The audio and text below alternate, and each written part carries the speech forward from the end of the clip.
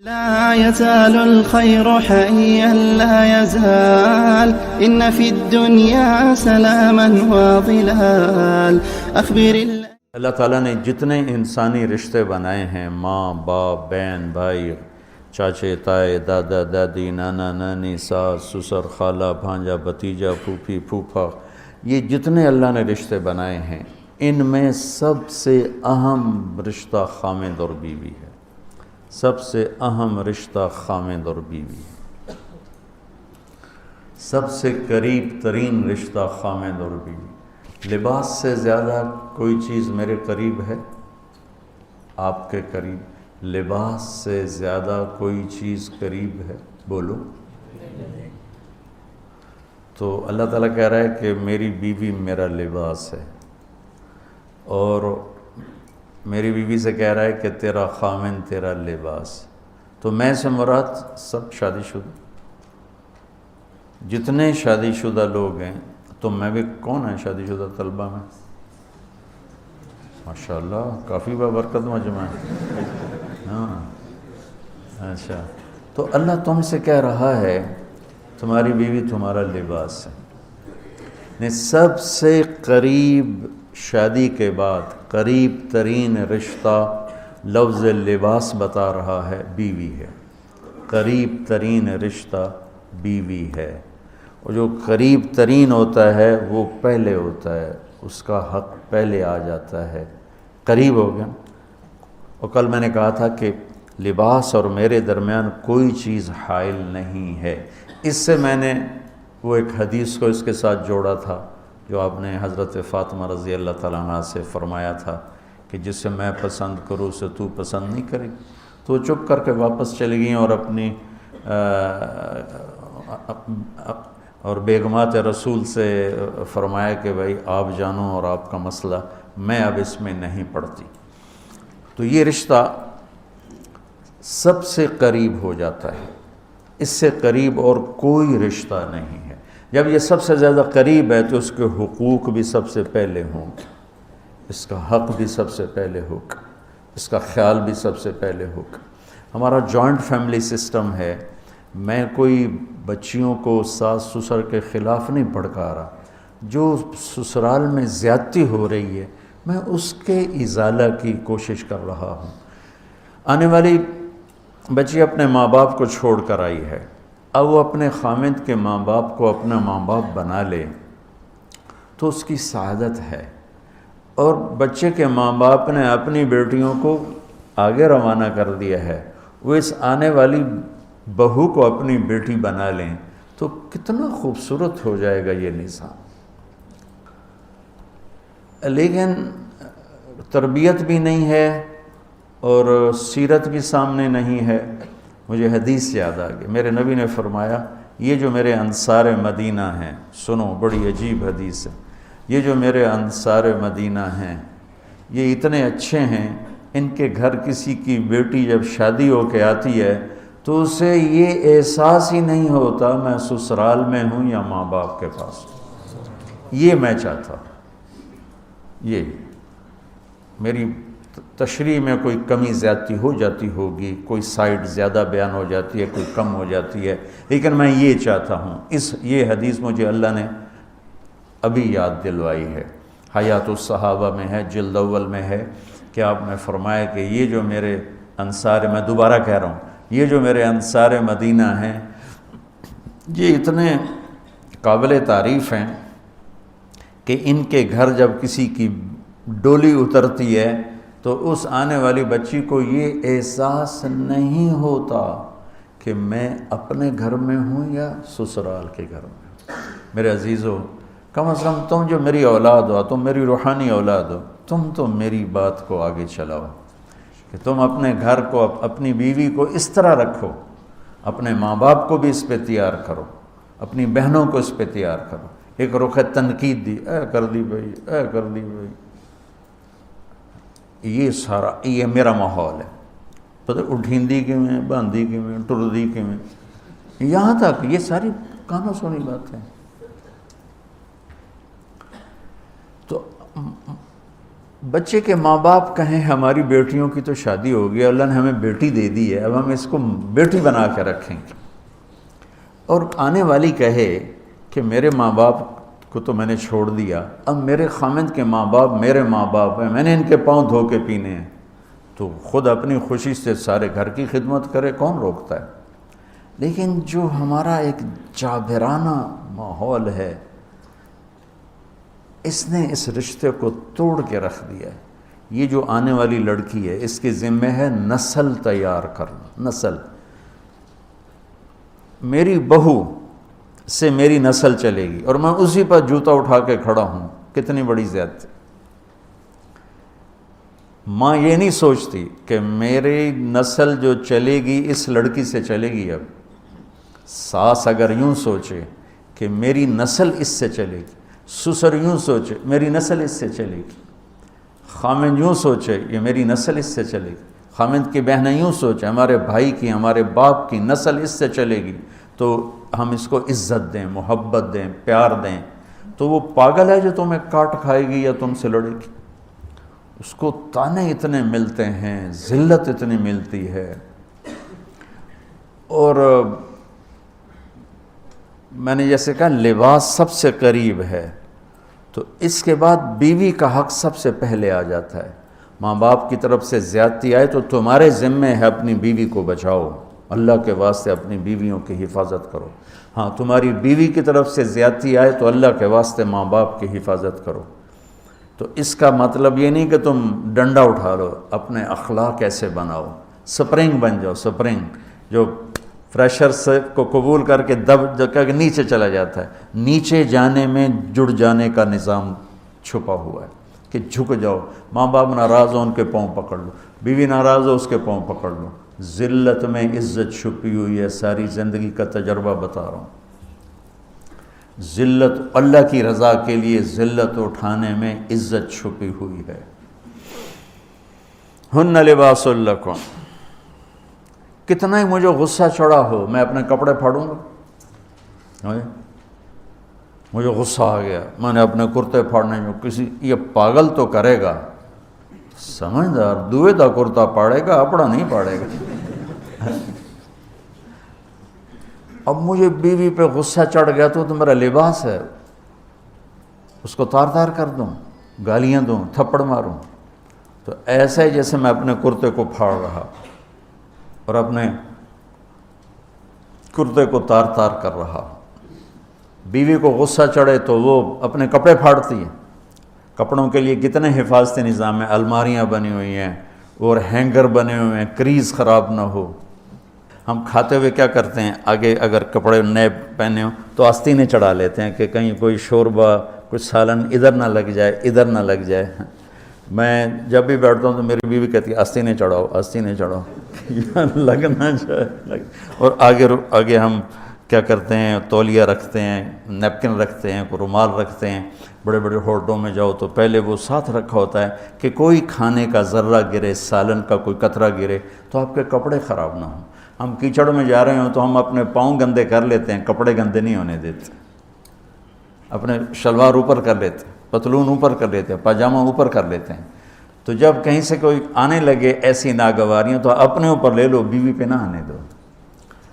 ہم کپڑا بچاتے ہیں یا پاؤں بچاتے ہیں؟ کپڑا بچاتے ہیں، شلوار اوپر ٹانگ لیتے ہیں، کرتے کو یوں سمیٹ لیتے ہیں۔ تو جتنا کیچڑ ہے حالات کا، واقعات کا، اخلاق کا، وہ کیچڑ اپنے اوپر لے لو، بیوی کو بچا لو۔ اور بیوی کیا کرے، وہ جتنا کیچڑ ہے حالات کا، واقعات کا، ناگواریوں کا، اپنے اوپر لے لے، خامد کو بچا لے۔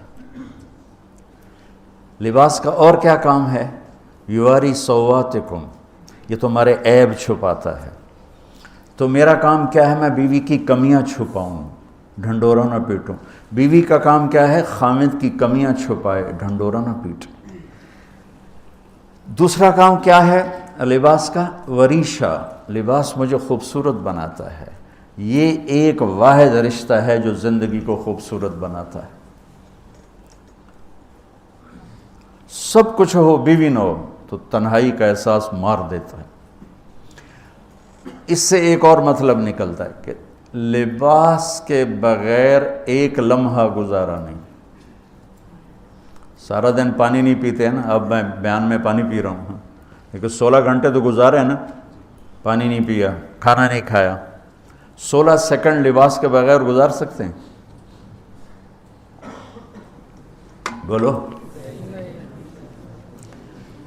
کوئی بھی کمرے میں نہ ہو، تم تنہا ہو، تم کپڑے اتارو تو تم اپنے آپ کو عجیب فیل کرو گے، تم خود اپنے آپ کو چادر میں چھپانے کی کوشش کرو گے. ان لباس ایک ایسی زبردست ضرورت ہے بلا دلیل کہ تم تنہا کمرے میں بھی کپڑے اتارو تو تم اپنے آپ کو عجیب سا محسوس کرتے ہو.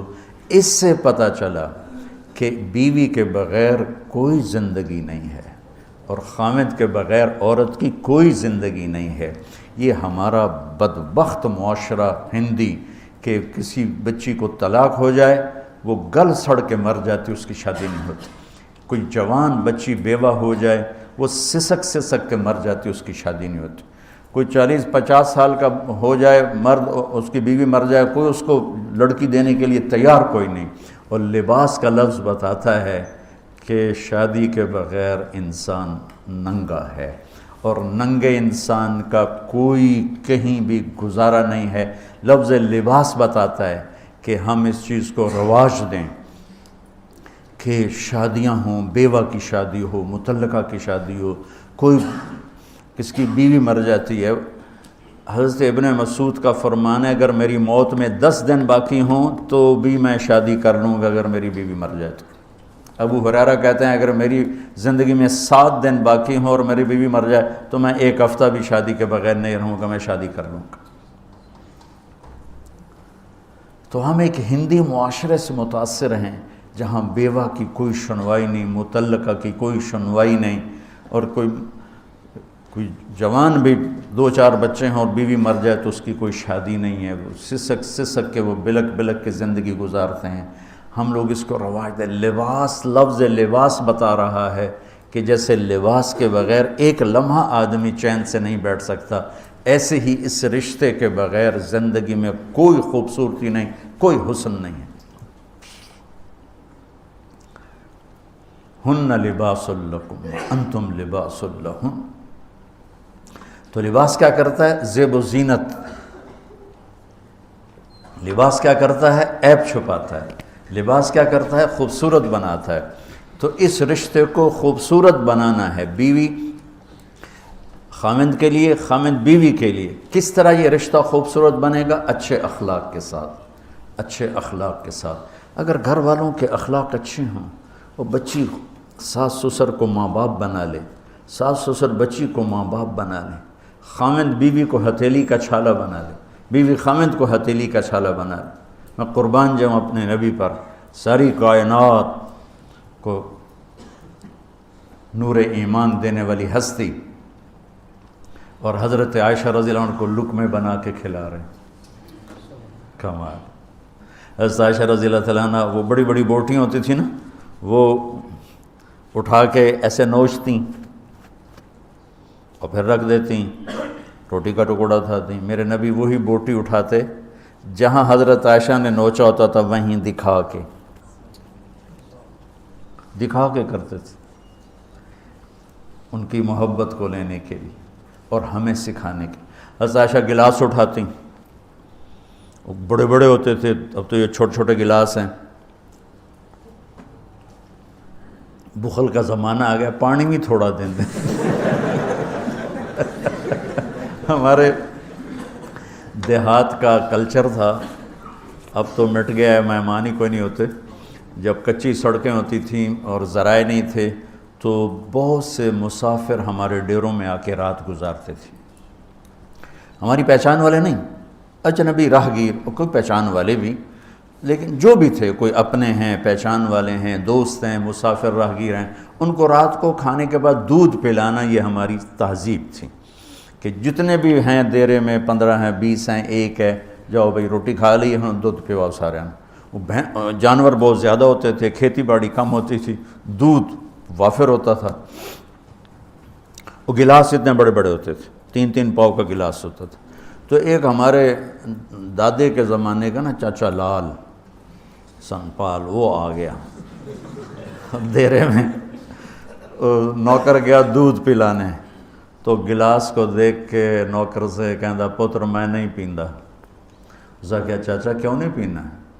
اسا کہا دو تو ود پیواں تو بے غیرت بنا تے دو تے میرا گزارا نہیں جاتا میں نہیں پیندا۔ تو حضرت عائشہ رضی اللہ تعالیٰ عنہ گلاس اٹھاتی اور یہ پیا، یہ رکھا۔ میرے نبی اٹھاتے اور جہاں حضرت عائشہ کے ہونٹ لگے ہوتے تھے وہاں ہونٹ رکھ کے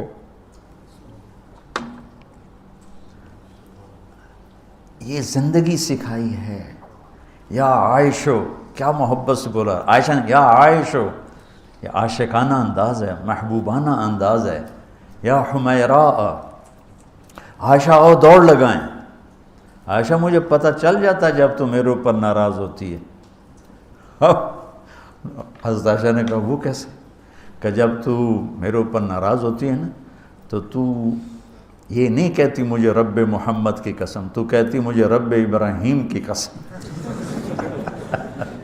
جب تو میرے اوپر راضی ہوتی ہے تو کہتی ہے مجھے رب محمد کی قسم، اور جب تو میرے اوپر ناراض ہوتی ہے تو کہتی مجھے رب ابراہیم کی قسم۔ کہ یا رسول اللہ صلی اللہ علیہ وسلم نام ہی آپ کا نہیں لیتی، میرا تو دل آپ پہ کیا، میری جان قربان ہے آپ پر۔ عرب کے ماحول میں اظہار عشق عیب تھا بیوی سے، ہاں معشوق سے اظہار عشق، ساری شاعری بھری پڑی، تم نے شعراء جاہلیت پڑھو یا بعد کو پڑھو، بھری پڑی۔ وَهَلْ تَبْكِينَ لَيْلَا إِذَا مِتُّ قَبْلَهَا وَقَامَ عَلَىٰ قَبْرِ النِّسَاءُ النَّوَائِحُ لَيْلَا كَمَا لَوْ أَصَابَ الْمَوْتُ لَيْلَا بَكَيْتُهَا وَجَادَ لَهَا دَمْعًا مِنَ الْعَيْنِ الصَّافِحُ وَأَغْبِطُ مِنْ لَيْلَا بِمَا لَا أَنَالُهُ بَلَا كُلُّ مَا قَرَّتْ بِهِ الْعَيْنُ طَائِعُ وَلَوْ أَنَّ لَيْلَا، دیکھو لیلہ لیلہ لیلہ، چار شعر ہیں لیلہ، ہر شعر میں لیلہ۔ وَلَوْ أَنَّ لَيْلَ الْأُخَيْلِيَّةَ سَلَّمَتْ عَلَيَّ وَدُونِي جَنْدَلٌ وَصَفَائِحُ لَسَلَّمْتُ تَسْلِيمَ الْبَشَاشَةِ أَوْ زَقَا إِلَيْهَا صَدًا مِنْ جَانِبِ الْقَبْرِ سَائِحُ۔ وہ بڑے زور شور سے لیلہ لیلہ لیلہ اپنے اشعار میں کہہ رہا ہے، لیکن بیوی سے اظہار عشق عیب، موت، اس ماحول میں جس میں بیوی سے اظہار عشق ایک عیب تھا اور معشوق سے اظہار عشق شاعری بھری پڑی ہے۔ ترکت ہوا لیلا وسعد بمعزل، وہ کیا کیا خوبصورت شاعری ہے۔ بے بالشموس الجانحات غواربا، اللہ بساط من الحریر جلاببا حاولنا تفدیتی وخفنا مراقبا فوضعنا ایدیہن فوق ترائب۔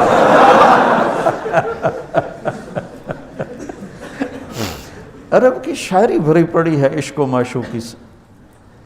اس ماحول میں میرے نبی سے ایک شخص کہتا ہے، یا رسول اللہ من احب الناس الیک، آپ کو سب سے زیادہ کس سے پیار ہے؟ بھری محفل ہے، مسجد الگ نہیں کہ یوں کر کے پوچھ رہا ہو، بھری محفل میں آپ سب سے زیادہ کس سے پیار کرتے ہیں؟ تو آپ نے زور سے کہا عائشہ سے۔ اللہ اکبر اللہ اکبر، ہائے ہائے ہائے ہائے ہائے، وہ تو ہل گئے، وہ کہنے لگے، ان کی تو سمجھ میں نہیں آئی بات، تو انہوں نے کہا یا رسول اللہ میرا مطلب ہے مردوں میں آپ کس سے زیادہ پیار کرتے؟ تو آپ کو اندازہ ہو گیا بھائی کیوں یہ پوچھ رہا ہے، اس کو ہضم نہیں ہوا جواب، تو آپ نے کہنا تھا ابو بکر سے، تو آپ نے فرمایا مردوں میں عائشہ کے ابا سے، ابوہا عائشہ کے ابا سے۔ کیا زندگی سکھائی، ہن لباس لکم وانتم لباس لہن، یہ تمہارا لباس ہیں، تمہیں کتنا ہی غصہ چڑھے لباس تو نہیں پھاڑو گے، تمہیں غصہ چڑھے بیوی کو بے عزت نہ کرو، بیوی کو غصہ چڑھے تو کرتا پھاڑے گی، اپنا دوپٹے کو آگ میں ڈالے گی، نہیں اس کو بچائے گی، صرف پاگل یہ کام کرتا ہے۔ اسی ایک لفظ لباس کے اندر زندگی گزارنے کا پورا طریقہ موجود ہے، اور اسی کے اندر بیواؤں کی، مطلقہ کی، رنڈوے کی شادی کا اشارہ خوبصورت موجود ہے کہ لباس کے بغیر تو ایک لمحہ انسان نہیں گزار سکتا، تو اس کو رواج دینا یہ ہمارے ذمے ہے، اور اپنے نبی کی معاشرت کو بتانا یہ ہمارے ذمے ہے۔ ہم تو ان مسائل میں پڑ گئے جن کا نہ جنت سے تعلق ہے نہ جہنم سے تعلق ہے، الٹا وہ مسائل جس میں زیادہ اختلاف ہے اس میں زیادہ بولنا، زیادہ تقریریں کرنا، اس چیز نے ہمیں اپنی منزل سے بہت دور کر دیا، ہم کھو گئے ہیں، کہیں اور چلے گئے ہیں۔ تو اس عرب کے ماحول میں میرے نبی نے لباس بنا کے دکھایا۔ صفیہ رضی اللہ تعالیٰ عنہ چھوٹے قد کی تھیں، اونٹ پہ سواری کے لیے وہ خود نہیں کر سکتی تھی، آپ نے اپنا گھٹنا آگے کر دیا، حضرت صفیہ نے آپ کے گھٹنے پر پاؤں رکھا اور اس کو زینہ بنا کے آپ نے ان کو اوپر چڑھایا، زینہ بنا کے۔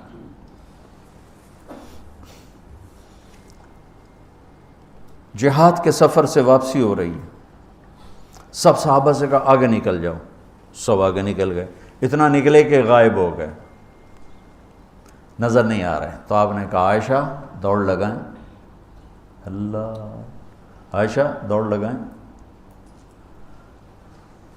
ہم نے کہا جی لگائیں۔ تو حضرت عائشہ فرماتی ہیں میں نے دوڑ لگائی، میں آگے نکل گئی، آپ پیچھے رہ گئے۔ کچھ سال گزر گئے، جہاد کے سفر سے واپسی ہو رہی، آپ نے کہا عائشہ دوڑ لگائیں، میں نے کہا جی لگائیں۔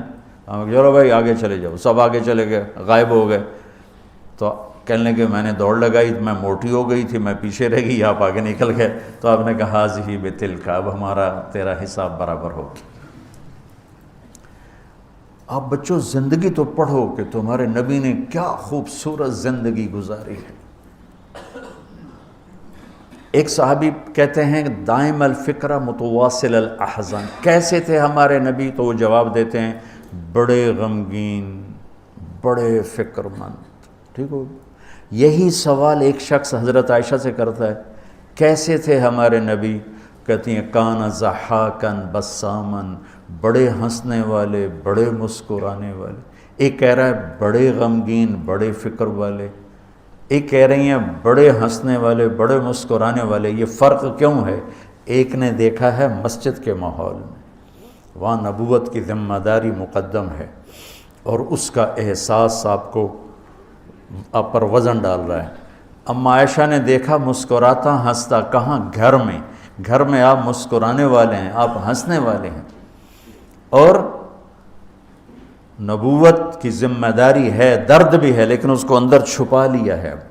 اب بیگم کو ہنس کے دکھا رہے ہیں، خوش ہو کے دکھا رہے ہیں، اور ان کے ساتھ لاڈ کر رہے ہیں، ان کے ساتھ پیار کر رہے ہیں۔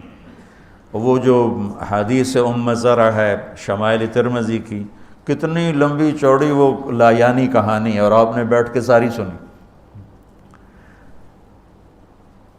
آج کا تو کوئی بزرگ ہو تو کہتا ہو تو کیا لایانی شروع کر دی، اتنی دیر میں تو ذکر ہو سکتا تھا۔ بیوی کے ساتھ لایانی بھی عبادت، وہ لایانی تو ہوتی نہیں بیوی کے ساتھ۔ جہاد کا سفر ہے، جہاد کا، اور سفر کے لیے تیاری کا اعلان اور کوچ کا اعلان۔ حضرت عائشہ اونٹنی پہ بیٹھیں، گلے میں دیکھا ہار کوئی نہیں، کہا یا رسول اللہ میں تو نہیں جاؤں گی، میرا ہار گم ہو گیا، میرا ہار پہلے ڈھونڈوائیں۔ سارے لشکر کو ہار پہ لگا دیا۔ آپ کہتے تیرا دماغ خراب ہے، میں جہاد میں تیرے لاڈ اٹھاؤں اور تیرے ہار کے پیچھے میں سفر کینسل کروں؟ چلو چلو۔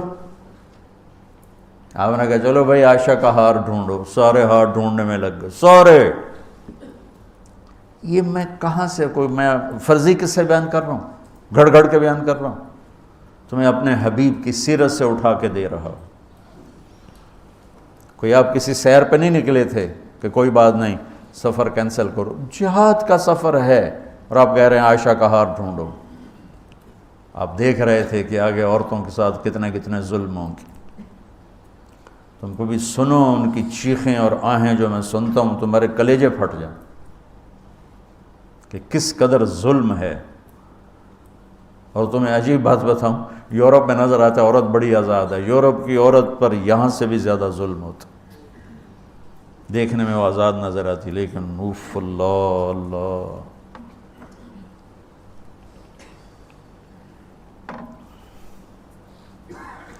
شام ہو گئی تو قافلہ رک گیا، اب تو بھائی شام ہو گئی، ہار نہیں ملا۔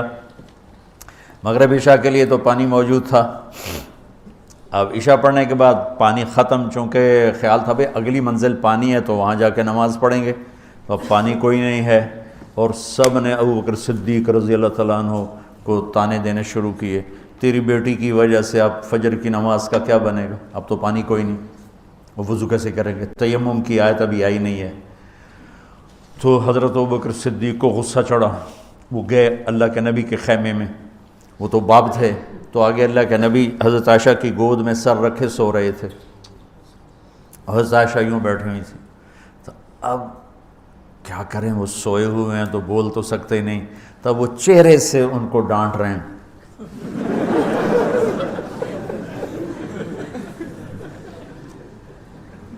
اور آگے بڑھ کے انگلی یہاں ماریں، ٹک یوں، وہ کہتی میں ایسے ہو گئی تاکہ انگلی کے درد سے میں یوں نہ ہوں کہیں اللہ کے نبی جاگ نہ پڑیں، تو ٹک ٹک ٹک ٹک، تیری وجہ سے آج سارا صحابہ تکلیف میں اور پانی کوئی نہیں ہے، گویا چہرے سے سارا کچھ کہہ رہے ہیں، یوں کر رہے ہیں، چہرے سے سارا کچھ بتا رہے ہیں، اور غصے میں باہر آ گئے۔ اللہ کے نبی کی آنکھ کھلی، پتہ چلا پانی کوئی نہیں، نماز کا ٹائم ہے، اللہ نے کہا چلو فتیمموا صعیدا طیبا، چلو بھائی مٹی سے تیمم کرو، ہم نے تمہیں پانی سے بھی بے نیاز کر دیا۔ تو پھر سعد بن عبادہ کہنے لگے ابو بکر تیرے گھرانے کی یہ پہلی برکت تھوڑی ہے، اور بھی بڑی برکتیں پہلے ملی ہیں، پہلے سب ناراض ہو رہے تھے، پھر سارے خوش ہو گئے کہ یہ کیا مل گیا، اللہ نے ہمیں تیمم دے، کسی امت کو تیمم نہیں ملا۔ دیکھو نا، یوں کر کے کر لو، اس سے کوئی پاک ہوتا ہے، اور پھر یوں ایسے کر لو، چلو بھائی غسل سے بھی فراغت ہو گئی، پانی کوئی نہیں ہے تو ہمیں غسل کی ضرورت پڑ گئی ہے، تو اتنا ہی کام ہے، ضربتان۔ حضرت عمار بن یاسر نیا تیمم کا حکم آیا تھا، پتہ تھا نہیں کیسے کرنا ہے، تو وہ سفر میں تھے تو ان کو ضرورت پڑ گئی نہانے کی، انہوں نے کہا اب وضو کے لیے تو تیمم ہے بھائی، یوں کر لو، لیکن نہانے کے لیے تو تیمم کیسے کروں گا، تو سارے کپڑے اتار کے ریت پہ کبھی یوں لوٹ کبھی یوں ہو رہا کبھی یوں ہو رہا، تھے بھی بڑے لمبے چوڑے عمار بن یاسر، آ کر کہنے لگے یا رسول اللہ آج میں نے یوں تیمم کیا، آپ نے کہا انما یکفیک ضربتان، ارے وہاں بھی تجھے 2 ضربیں ہی کافی تھیں، یہ اور یہ۔ تو نماز پڑھی گئی، حضرت عائشہ نے کہا یا رسول اللہ ٹھیک ہے، ہار نہیں ملتا، چلیں۔ جب میرے نبی سے اما عائشہ نے کہا چلیں، تب آپ نے کہا چلو۔ وہ جب اونٹنی کو اٹھایا تو ہار اس کے نیچے گرا پڑا، وہ دھاگا ٹوٹا اور پھسل کے نیچے چلا گیا، وہ سارے ادھر ادھر ڈھونڈتے رہے، اونٹنی کو کسی نے اٹھایا نہیں۔ اللہ نے تیمم کی رخصت دینی تھی، اور ایک ہمیں خوبصورت زندگی کا درس دینا تھا کہ اتنے بڑے سفر میں بھی بیوی کے لاڈ کو مقدم کیا، ضرورت کو نہیں۔ ہار ضرورت ہے، بولو وہ بولو، اس لیے کہلوانا چاہتا ہوں کہ تمہیں مشکل سبق بتا رہا ہوں، یہ یہاں کرسی پہ بیٹھ کے بتانا بہت آسان ہے، جب ناگواری آتی ہے پھر پتہ چلتا ہے کہ اب اپنے آپ کو سنبھالنا کیسے۔ اگر ناگواریوں کو سہنا سیکھ جاؤ گے تو تمہارا گھر جنت بن جائے گا، اگر ناگواریوں کو اگلنا شروع کرو گے تو تم اپنے گھر کو جہنم بنا لو۔ یاد رکھنا، شکل صورت چند دن، روپیہ پیسہ ایک دن بھی نہیں، کپڑے زیور گاڑیاں چند دن، اور اخلاق موت تک ساتھ دیتے۔ اخلاق کا حسن کبھی باندھ نہیں پڑتا، اخلاق کے حسن و جمال کو کسی میک اپ کی ضرورت کوئی نہیں۔ بمکارم الاخلاق کن متخلقا لیفوہا ثناء جدک العطر الثنی فاصدق صدیقک ان صدقت صداقتا فادفع عدوک باللتی فاذا الذی۔ ضمیری کہتے ہیں کہ ایسے اخلاق بنا کہ تم مشک کی طرح مہکے، اس دوست کو دوست بن کے دکھا. اور فدفع عدوک باللتی فاذا الذی، یہ مصر آپ کی فصاحت پر پتہ بتاتا ہے کہ کیا کمال سے آیت کو اس مصرے میں فٹ کیا. فدفع عدوک باللتی فاذا الذی، ادفع باللتی ہی احسن فاذا الذی بینک وبینہ عداوۃ کانہ ولی. فدفع عدوک باللتی فاذا الذی.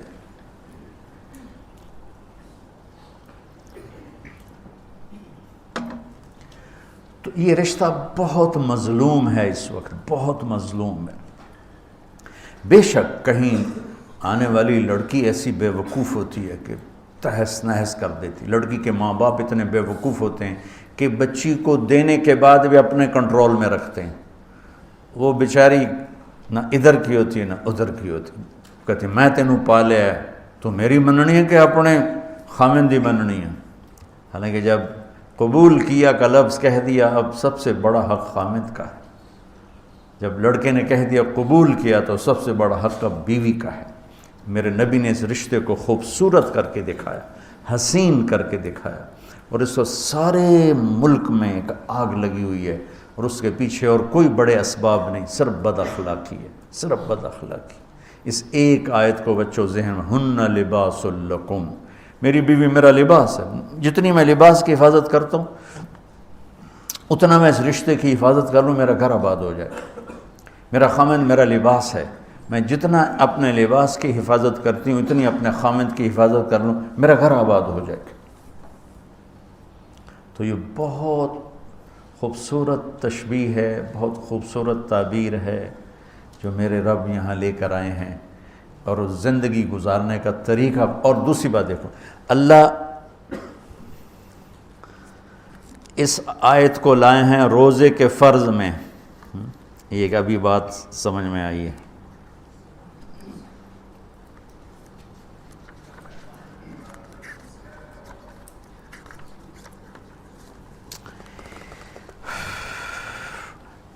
پیچھے آ رہا ہے یا الذین آمنوا کتب علیکم الصیام، روزے آ رہے ہیں، ٹھیک ہے. یہ سارا روزہ آ رہا ہے، یہ سارا روزہ آ رہا ہے. اذا سالک عبادی، اس میں دعا آ گئی. پھر احل لکم لیلۃ الصیام الرفث، یہ معاشرت آ گئی. اس کے بعد پھر اللہ تعالیٰ بتا رہا ہے کلوا واشربوا حتی یتبین لکم الخیط الابیض.